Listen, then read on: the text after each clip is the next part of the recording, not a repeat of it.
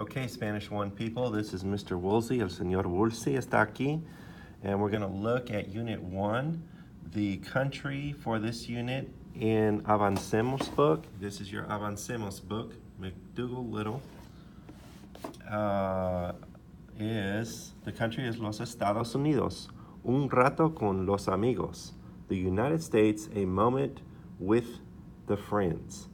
Okay, in lesson 1, that's what we'll be focusing on first. ¿Qué te gusta hacer? What do you like to do? ¿Qué te gusta? What do you like?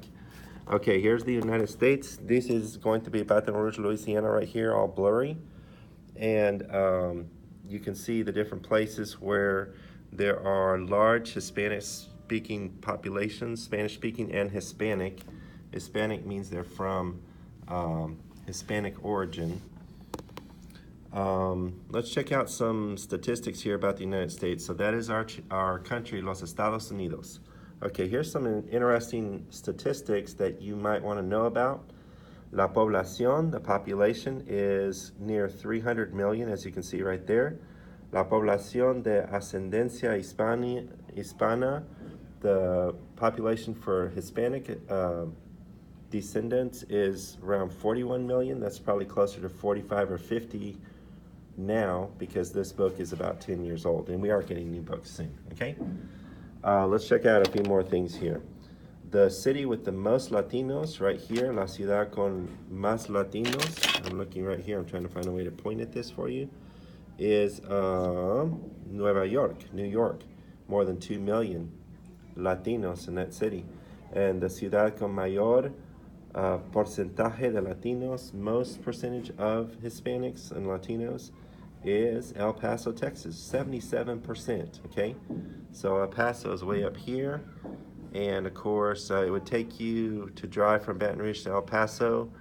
It would take about 18 hours probably, something like that, 16 to 18 hours.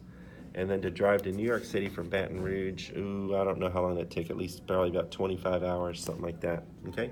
Take a good while. You can look that up on Google Maps. Also some famous food, comida latina, is the sandwich, cubano, the Cuban sandwich, the burritos, the fajitas, and then famous people, Sandra Cisneros is a writer, Gloria Estefan is a cantante, singer, blah, blah, blah. Evan Mendez is an actress, you can look these people up. Eloy Rodriguez is biochemical, biochemist, okay? They give you 3 pictures, and let's check those out, okay? So here's a bunch of people in this picture here, trying to get that glare off the screen, but I am using my camera light, okay? Look at all these people. They're smiling, they're happy, and they're stuck in a book, okay? La ascendencia hispana means Spanish descendants or ascendancy. Over 40 million Hispanics living in the United States trace their roots to more than 20 different countries. From September 15 to October 15, that's called Hispanic Heritage Month. It celebrates the diverse backgrounds and cultures of these Americans. Do you know anyone from a Spanish-speaking country? And the answer would have to be yes, because of the students we have here at our school. Okay, Hispanic teens gather for a celebration in Miami, Florida, and that's an actual real picture. Dun, dun, dun. They even have sunglasses. What? Okay. And then here's some art. This looks like a giant mosaic, which is really cool. And here's a giant building, and we're going to learn about that right now. So this giant building is so big, and there's the Cuban flag, and that's the one we have in our room. Cubano. There's a lot of Cubans in a certain city. Let's find out which city. La Comunidad Cubana de Miami. The Cuban American community thrives in Miami's Little Havana. It's a portion of Miami. Calle Ocho is known for its Cuban restaurants, cafes, shops, and the nearby Freedom Tower houses. The Cuban American Museum. How have people from other countries shaped your community? Okay, obviously the Cubans have shaped the community of Miami in a great way, because Miami is only about 80 or 90 miles off the coast of Cuba. And during the Cuban Revolution with Fidel Castro, which I have interviewed people that lived through that, they got out of Cuba because of the oppressiveness of the government, and they ended up, many of them, in Miami. probably millions of them, okay? And all throughout the region over here. So here's Miami, there's Cuba. You can see that, and some people have tried to escape from boat.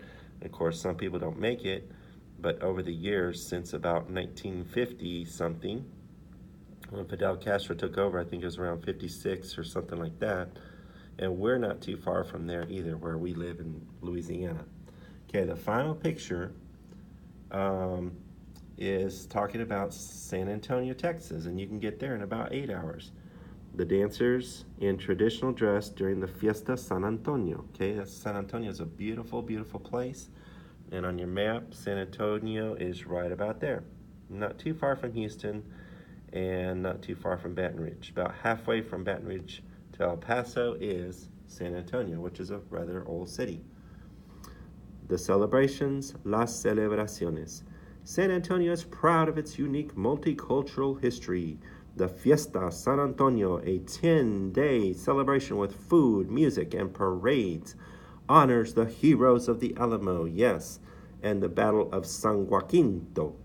La Villita, the city's oldest neighborhood, hosts many of the festival events. How do people celebrate history and culture where you live? And so we would talk about how that's done in our city as well. We have parades, we have different things to celebrate, okay? So all of these are dealing with culture and food and clothing and architecture and flags and mosaics and art, and all of that forms part of culture. And this is that little village, La Villita, which is part of San Antonio, okay? So that's our interactive culture, and you can find some more information at Class Zone. And so just keep these things in mind as we study Los Estados Unidos, a place where many Hispanic and Spanish-speaking people live.